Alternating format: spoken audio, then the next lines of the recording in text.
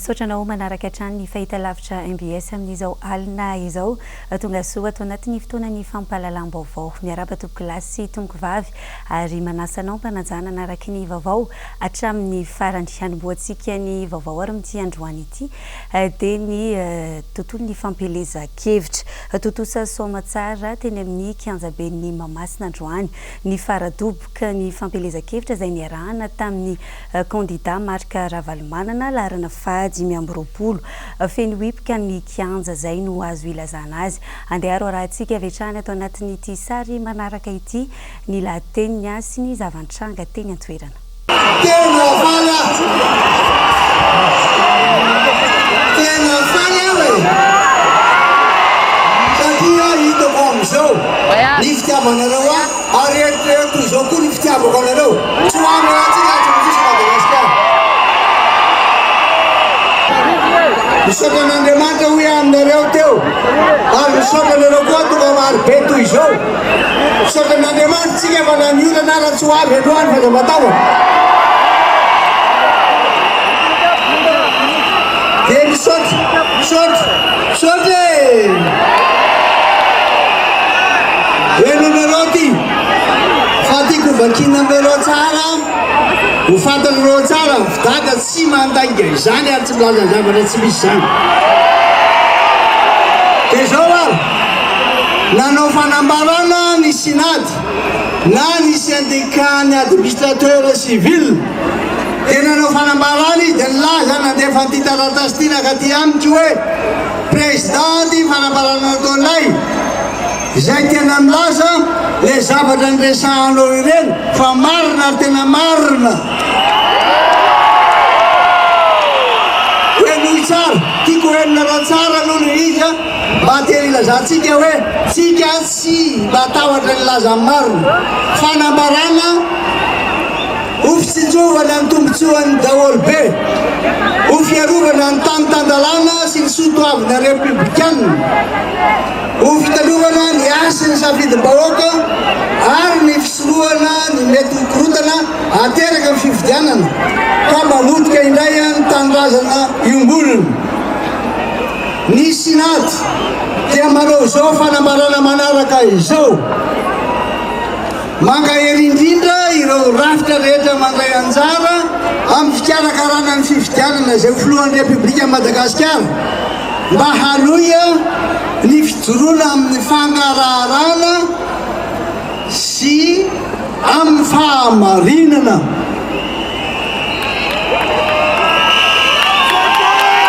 manaraka mangahery manokana ireo solotena fanjakana préfet de police préfet ary chef de district sy ireo mpiara-miasa aminy izay tena tsy mitandro asa sarana mandray andraikitra amin'ny fanaovana tantsoroka amin'ny rafy fitantanana ny fifidianana manentana azy ireo hijoro hatrany amin'izao fifidianana faharoa izao ka tsy hitan'ilona na aminiza obligation de neutralité tsy anaiky izay mety ho tsindry politika na viaiza no miaviny ary tsy anatanteraka ihany koa ireo baiko tsy miariary hita fa miariary fa tsy ara-dalàna sotranareo marina ry sinady tanareo amin'izany na me baiko ary tokatany mihitsy ny ministre ny intérieur dia ireo mpiara-miasa amin'ireo mitety ireo district dia nampivory ny chef fokontany dia ireo nilaza tany tany fianarantsoa dia nambarako tany farafangana tany mananjara namoaka zay ary ty ny sinady misy le izy manentana ireo administrateur civil amperinasa manokana na aiza misy azy mba hanaja ny etika mifehy ny antokondrara misy azy obligation de réserve hanaja tsy hampanaja ny lalàna velona ary aneo mandrakariva ny mahampiaro ny sata républicaine atsika indrindra amin'izao fotoam-pifidianana izao miantsy ny olo-pirenena voasoratra anarana anatin'ny lisym-pividianana andeha amitany adidy masina ho an'ny tandrazana amin'ny alarobia fa 9 volana desambra ho avy reo iandry ny voka-pividianana mpilaminana mampirisika eno tsara mbola tsy vitaka mampirisika ny fitondram-panjakana sy ny gouvernemanta mba handray ny fepetra rehetra anampiana azy reo amin'ny andraikiny tsy isinitsiny atao amin'ireo mpiasa-panjakana isany ambaratokana ary manao antsoavo amin'izay hofidiana ho filohan'ny republika na iza mba hanao lara-pahamena ny fanavoizana ny tontolon'ny asa-panjakana sy tsinjo mandrakariva ireo mpiasa-panjakana misaotra betsaka ry sinady hitanareo azany fa tena ieny tsinareo malala tokony atao io iaho hoe tsy izy rery ihany fa izao no tiako marihana tsara raha niresaka an'ireny aho hoe misy an'ireo olona irahana vo ministèren'ny intérieur na ny directeur de cabinet na ny directeur de mampivory an'ireo chef district mampivory an'ireo chef fokotany manangona an'ireo le intizy karaha-pividianana mandoa 10 000 de menasa 4 millions le chef fokotany zany misy tany fianaratso zany ko mbola misy teto atonomala ka de zay de zao ndray tao atsirabe ndray de nilaza ndray any fikambanan'ny comité de vigilance aza matahotra anao président ary mbala zao eny Mahamasina fa mitsangana ny comité de vigilance miaraka amin'ireo mpitsara sy ireo olona manam-pahaizana momba zany aza matahotra anao sotra betsaka datanao zany hoa efa miasa miaraka isika aitsika foana hitatsika foana ary vitatsika mampandrosa Madagasikara proof ray amin'izany de zao ilaza aminareo hoe nandritra zay roa volana eo izay nahita toerana 700 tamin'ny alalan'ny hélicoptère sy ny tômôbily eno tsara zay ny kabary fa tena ikabary aminareo vahoaka n'Antananarivo sy ny vahoaka malagasy rehetra mba ahafantarana hoe ohatraninona marina ny olona mendrika sahaza nreto vahoaka 5 tapitrisa reto ry vahoaka malagasy ny volo atengy de misaotra n'Andriamanitra lehibe isika fa tafavory maro be tamin'ity kianja bena masina ity ankinitsika aminy ny fitantanana ny fotoanandroany ary indrindra ny fifidianana zay hoatriatsika amin'ny alarobia ho avy zao Jesu Kristiany no kapitentsika ka omeny atsika omentsika azy ny dera sy ny laza ary voninahitra faly aho tena faly tafahoana aminareo rehetra androany eto amin'ity faradoboka ity 7 taona isika niandry ity fotoana lehibe ity ka tonga izy amin'izao fotoana zao ry voaka malagasy efa nambarako aminareo ombeny fa kiondalana eo amin'ny tantaran'ny fiainan'ny malagasy rehetra ny fifidianana amin'ny alarobia ho avy zao tonga ny fotoana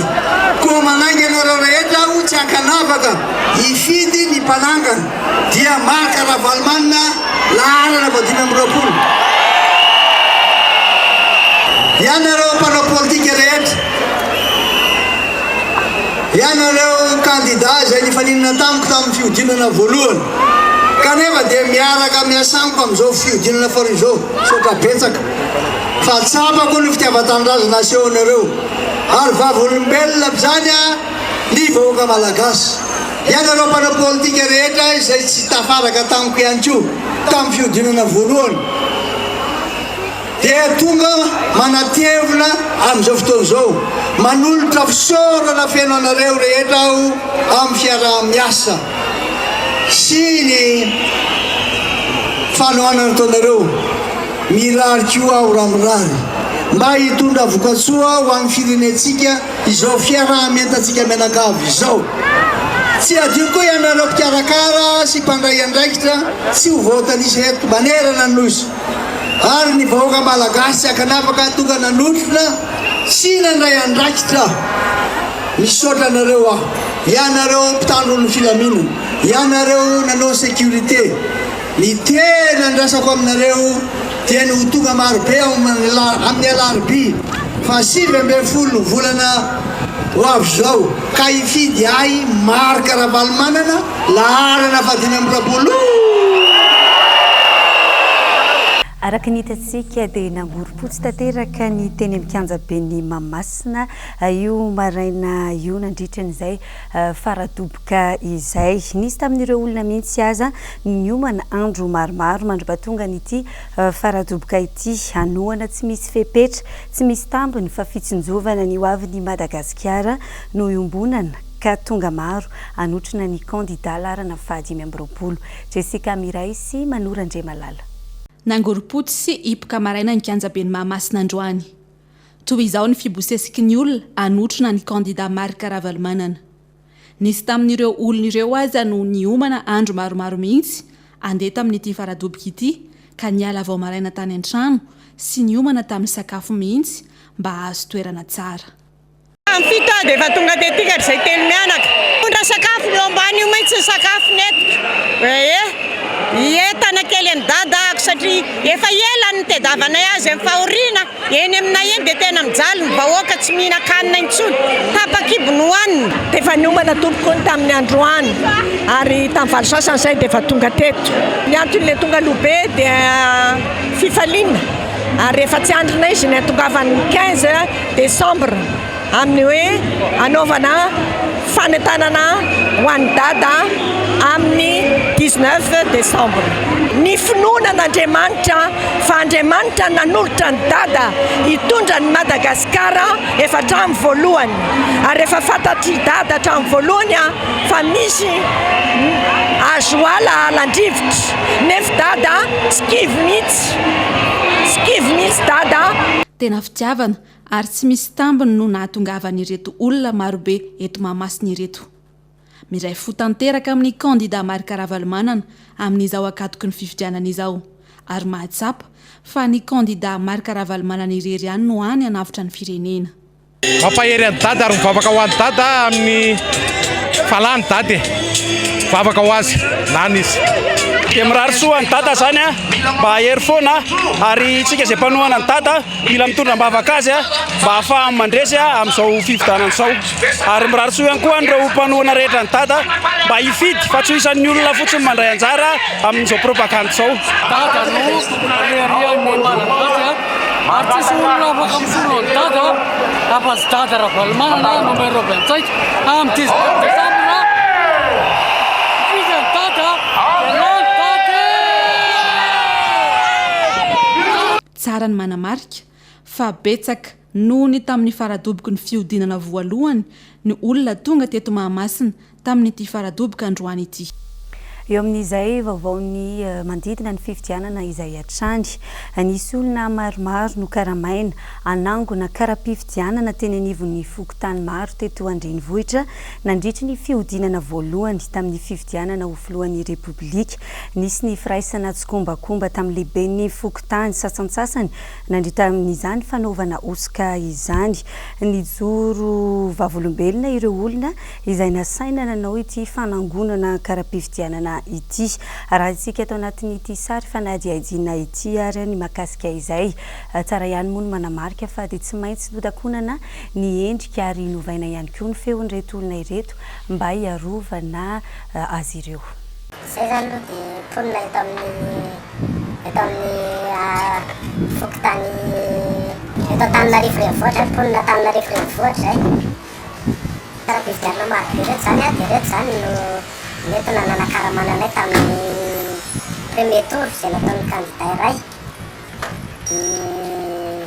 entina hifidy zany izy ireo dia amin'ny fotoana manomboka amin'ny enina maraina zany zay dia efa milahatra ny bureau du vote dia milahatra efa hatramin'ny 20 lahy zany zay ohatra zany milahatra eo dia ny directeurany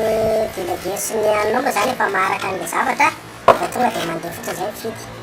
tsy mila karapanondro eo natao fitaovana politika zay le vola zara raha misy a nefa le fampiasana zany de va risque be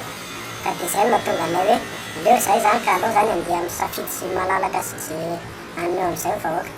samy vonona ny aro ny safidiny avokoa ny olom-pirenena tsirairay ao anatin'ity fifidianana fihodinana faharoa ity isy araka izany ny fiaonana amin'ireo olom-pirenena iarana amin'ny comité de vigilance manao antsoavo amin'ireo olom-pirenena rehetra izay mahatsapa fa manana didy amin'ity fifidianana ity mba ho tonga etsy amin'ny Mamasina ny alatsinainy ho avy izao amin'ny 10 ora maraina anomezana toromarika momba ny fanaraha-maso ny fifidianana indrindra ny fiarovana ny safidiny tsirairay Elia no mitatitra ny vaovao.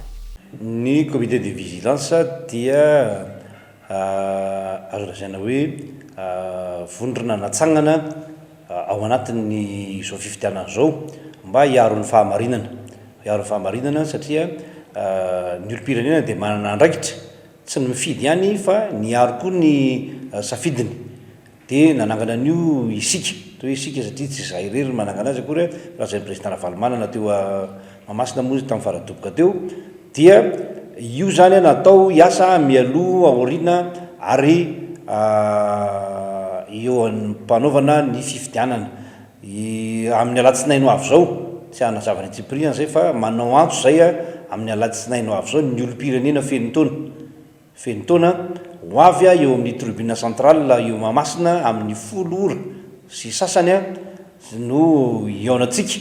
mba hanaovana dindinika sy fampiofanana ary fampahafantarana mikasika an'izany comité de vigilance zany dia manainga antsika zany tsy salasala aza manontany akory inony zany fa tongava fa zava-dehibe tena iakina ny dehibe ny fifidianana ity comité de vigilance ty ary dia efa nangatatsodrano sy nahazotsodrano tamin'ny président moa mba azahoana manangana azy faran'izay aingana ary faran'izay efikasy ny fanatanterahana zany dia apetrakantsika mbavaka eo anatren'Andriamanitra raha teo izy. Eo amin'izay lafiny politika sy fampelezan-kevitra izay atrandry dia manoloana ny fampidirana ny fiangonana anaty fampelezan-kevitra izay nina atao andotona ny kandida Marc Ravalomanana dia naneho hevitra ny pretra sendra ny mpanao gazetinay androany fa tsy mendrika atao izany ny fiangonana hoy izy ary tsy miandany amin'ny kandida ihany koa ny fiangonana fa indrindra ny fiangonana katolika. Jessica Miray sy Manora Andriamalala. Misy amin'ny mpanohana ny kandida Andry Rajoelina no manely mandritra ny fampelezan-kevitra ataony fa tsy tokony filoha protestanta no hitondra ny Madagasikara amin'ny taona 2012 satria ho avy eto Madagasikara ny Papa Raimasina François. Fanaratsiana sy fandodona ny kandida Marc Ravalomanana fotsiny izany ary koa tsy mendrika ny ampidirina amin'ny resaka fanaratsiana toy izany ny fiangonana. Manoloana io resabe miely io araka izany dia nanantona pretra izahay teto amin'ny MBS tamin'ity androany ity nanontany sy naka fanazavana mikasika izay resabe izay. Naheno an'izay resak'izay tokoa tena naheno mihitsy ahako ary nanaitra ilay izy hoe zao le filazan'ilay olona tsy hanona anarantsika. Eo amin'ny taona 2012 io dia ho avy ny Papa Raimasina François. Dia tsy tokony ho protestant ny filoham-pirenena fa tsy mety raha protestant no filoham-pirenena andray ny Papa eo fa tokony ho katolika. Dia ohatran'ny mampalahelo azy zany faneho-kevitra zany. Satria tsy asan'Andriamanitra tsy asany tsara ny manasaritaka fa ny asan'Andriamanitra dia ny mampiombona. Zay raha izay. Ny faharoa tsy anjarantsika ny ikonfirme hoe ho avy tokoa ny Papa Raimasina amin'ny 2019 io satria manana ny ray aman-drenitsika dia ny fivondronam-ben'ny eveka. Noho izany zany tsy fitaovana entina hanaovana fampelezan-kevitra ny finoana sy ny fahatongavan'ny Papa. Nanazava ihany koa ity pretra sendrana ity fa tsy miandany amin'ny kandida ny fiangonana ary tokony aneho hatrany izay sy fiandaniny izay. Rehefa manao fampelezan-kevitra tsy le olona ma-katolika na FJKM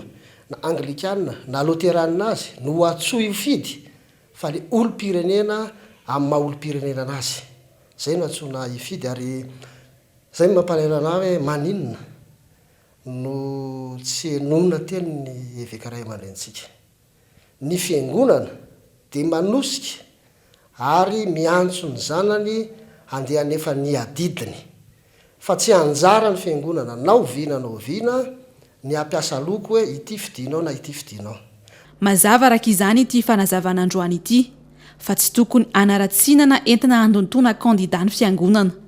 Aoka ihany koa isika ho samy mailo indrindra manoloana ireny fanaratsiana ireny fa tsapy izao ary amin'izao akatoky ny fifidianana izao indrindra fa tsy kely lalana ny ratsy. Ambola hijanona trano eo amin'izay vaovao manodidina ny fifidianana izay isika nandritry ny fiofanana nataon'ireo mpikambana eo anivon'ny birao fandatsaham-bato no nanamafisana indray fa tsy vato maty fa azo ekena ny vato iray raha mbola tafiditra tsara ao anatin'ny faritry ny efajoro natokana ho an'ilay kandida no apetraka ny marika X izany hoe na ao anatin'ilay sary ny kandida na ao anatin'ny sary famantarana ny antoko ao anaty bileta tokana dia azo ekena ho vato manan-kery hoy ny mpampiaka-teny avy eo anivon'ny Seny androany. Edena Eliasy Erzora Jaonarivony. Isan'ny nampisalasala ny akamaroany ny olom-pirenena sy ireo mpikambana sasany tao amin'ny birao fandatsaham-bato nandritra iny fifidianana fiodinana voalohany iny ny manavaka ny vatomaty sy ny vato manan-kery. Ny elo mafy ny resaka fa raha tsy tafiditra tsara ao anatin'ilay faritra fotsifotsy tsy misy soratra sy sary ity ny marika X dia vato maty avy hatrany. Manamafy anefa ny avy eo anivo ny Seny fa manan-kery ny vatom-pifidianana iray raha toa ka manaraka izao fepetra izao. Ino moa ny atao hoe vato maty? Eo zany aloha reo le bileta zay tsy nisy sonia anankiroa andreo le mpikambana ao anatin'ny bureau électoral ao an-damosiny. Reny zany dia vato maty reny. Misy ihany koa zany reo le bileta zay tsy mazava ny safidin'le mpifidy hoe izy amindreo le kandida no fidiny. Mety samy nasiany marika zany na ny kandida anankiray na ny kandida anankiray hafa na nataony eo ampovoany zany manalasala hoe izy amindreo le kandida anankiroa reo no fidiny dia vato maty reny. Ny karazana vato maty fahatelo dia reo le bileta zay rovitra na misy tsipika zany ampahana manontolo eo amin'le bileta dia ny farany moa zany le bileta zay tsy mitovy amindreo le aparitaky ny Seny any amin'ny birao fandatsaham-bato zany anatanterahana le fifidianana. Zay zany le atao hoe vato maty. Eo amin'le fomba fanamariana ny safidy ao anatin'ny bileta amin'ny fanabeazana ny olom-pirenena dia entanina moa zany ireo le mpifidy ireo mba hoe ao anatin'le faritra fotsifotsy amin'ny akavanana indrindra zany ao anatin'ny faritry ny kandida no ametrahany an'ilay X na io amin'ny penina na amin'ny tampon le fitomboka zany na amin'ny petatondro.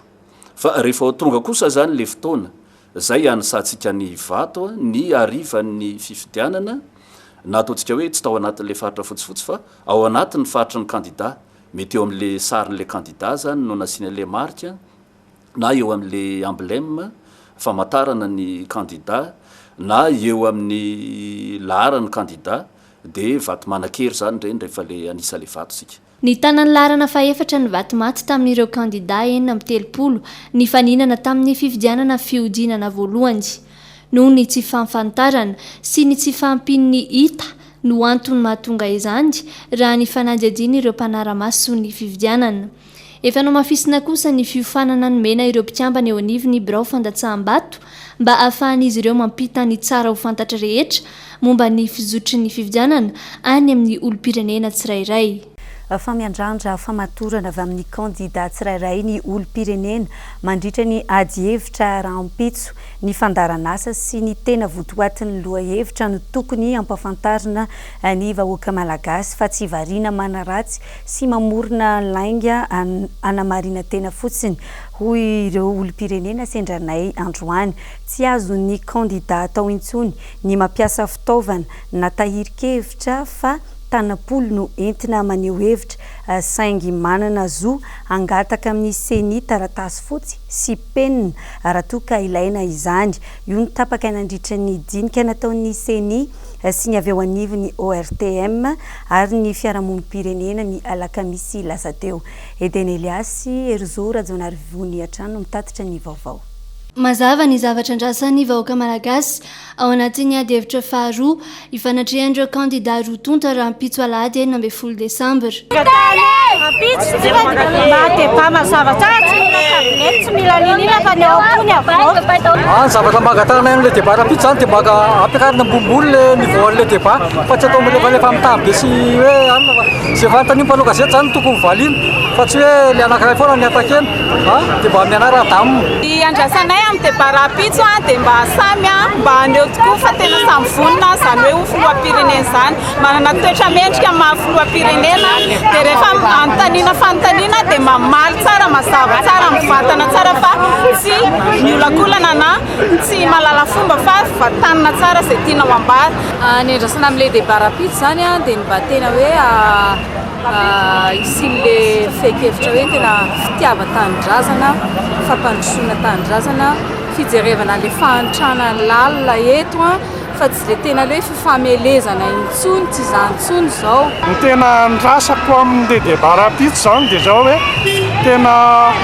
fandaharan'asa ho an'ny firenena mitombina fa tsy zavatra mitsingevahevana fotsiny ary mety ho an'ny vahoaka malagasy sy ny vahoaka izay mbola tena sahirana. Zavatra angatanay amin'ilay débat rapide zany dia tsy hisy fifanambaniana fa tena adihevitra mahafinaritra tsara amin'ny maray aman-dreny sy ny zanaka. Il faut que daholo marina ohatra ny tamin'ny farany teo dia mba asa hiteny fahamarinana zany. Zavatra andrasako amin'ny débat izay ataon'ny dada rapide zany dia mba hitoy ny fahendrena izay nananany dada tamin'ireny dia mba ho valiana tsara araka ny fahamarinana sy ny famasinana rehefa marina ny tenenin'ny dada ireny dia mbola mafisina ihany ny fahamarinana dia mba ho endry foany dada tena nafinaritra be mantsiny tamin'iny afa-po zahay aza manaiky koa ianao ho tsaingotsaingohany foana isaky miresaka rehefa satria mantsy izy tsy malala fomba fa mitsaingotsaingoka foana dia aza manaiky an'izay ianao fa toy izy foana andresaka satria ianao isaky ny teny marina dia tavy mitsaingotsaingohana dia tapaka tsy voatony fanazavanao dia niangaviana dada dia toy izy. Tsy atra nandritra iny adevitra voalohany iny mantsy ny fahazoan'ny kandida andaniny tombontsoa amin'ny fampiasana ny fitaovana elektrônika ka mahatonga ny loahevitra ny ronana kany amin'ny fanaratsiana. No ny fangatahany olom-pirenena maro dia misy ny fanatsarana atao ao anatin'ny adevitra rampitso izay efa nodiniany teo anivony CENI sy ny fiarahamonim-pirenena ary ny ORTM. Ny fepetra ny fanarahany rehetra teo zany dia tsy ho azo atao ny mitondra fitaovana hafa ho andreo le kandida anankiroa zany zay hiady hevitra. Tanapolo zany izy mandeha makeo fa azony CENI atao ny manolotra anazy zany taratasy fotsy sy penina fanoratana zany raha ohatra ka hoe misy ny fanontaniana ohatra tiano tadidiana na misy fanomanany kely azony CENI atao zany zay. Isongadina mandritra ny ady hevitra ny tetikasa sy ny viram-piarahamoniny kandida eo amin'ny lafiny politika toy ny firafitry ny gouvernemanta fampiarana ny fahefana ny resaka ilzepars ny ady amin'ny fantrana ady amin'ny kolikoly ny fampiavana-pirenena ny tsy fampifangarona ny ara-pivavahana sy ny ara-pitantana-panjakana. Eo amin'ny lafiny toe-karena kosa dia ny politika ampitantanam-bola ny fananantandy ny fambolena sy ny fiompiana ny fampananana asa. Eo amin'ny lafiny sosialy sy ny fiarahamonina dia ny fanabeazana ny miralenta ny fanambadian'ny lahy sy ny lahy ny fiahiana ara-tsosialy ny fahasalamana ny rano fisotro madio ary indrindra ny lafiny kolotsaina sy ny fanatanjahantena sy ny lafiny ara-tserasera sy ny fizaram-baovao. Ny laharana faha-13 no miteny voalohany ary ny laharana faha-15 kosa no mamarana ny fitenenana mifamadika amin'izay nitranga tamin'ny ady hevitra voalohany. Amaranantsika ny vaovao ary amin'izao alina izao dia ndeha arahantsika eto anatin'ity sary tsy akiteny ity ny ambiance ny ainan'ny olona marobe tonga nanatrika ny faradoboka teny amin'ny kianjabe ny Mahamasina androany.